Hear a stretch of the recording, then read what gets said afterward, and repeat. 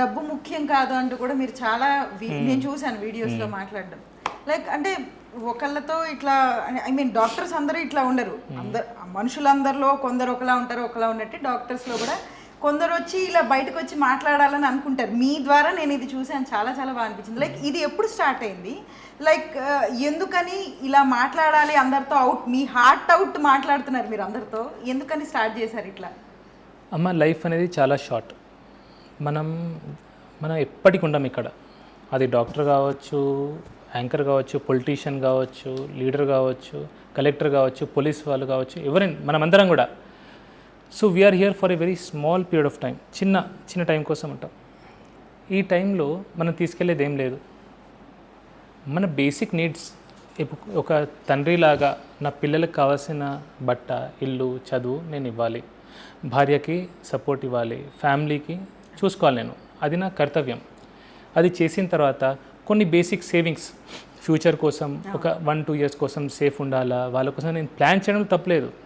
కానీ నేను ఒక్కడనే మంచిగా ఉండాలా, పక్కనోడు ఎదగకూడదు, వాడు ఏమైపోయినా నాకు పర్వాలేదు, నాకు వచ్చిందా లేదా చాలు.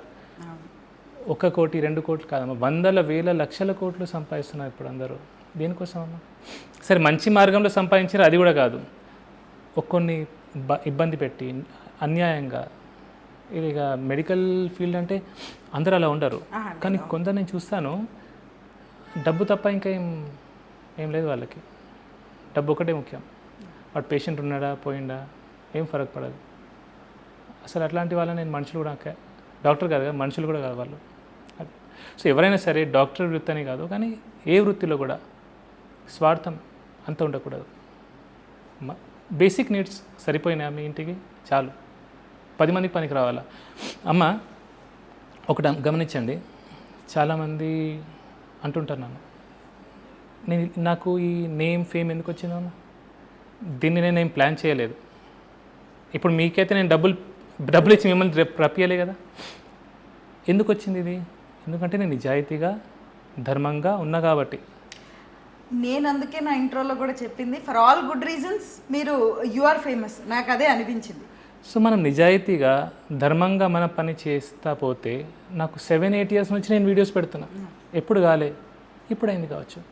సో దేవుడు ఇమీడియట్గా రిజల్ట్స్ ఇస్తాడు నేను అనను. ఇక్కడే రిజల్ట్ అని లేదు. Somehow in the end you will get what you want. మీకు కావాల్సింది మీకు దొరుకుతుందని చెప్పను, కానీ మీకు ఏది రావాలో అది ఖచ్చితంగా వస్తుంది. సో మనం నిజాయితీగా ఉండాలా, 10 మందికి పనికొచ్చే పనులు చేయాలా. అది డాక్టర్ కానివ్వండి, ఎవరైనా కానివ్వండి, అలా చేస్తే మంచిది.